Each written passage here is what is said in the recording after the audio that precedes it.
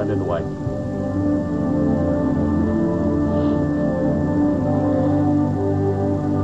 Oh. Ganda na itong tayo lang, ano? Natuloy din yung kasal natin. Sa tuwing magpaplano tayo magpakasal, parati may masama nangyayari. Oo nga. Ngayon, kasal na tayo dahil tayo lang. Oo nga, natuloy din eh. Alam mo, parang mas maganda yung nagtuwing tayo lang. Parang walang problema. Oh, I pronounce you man and wife.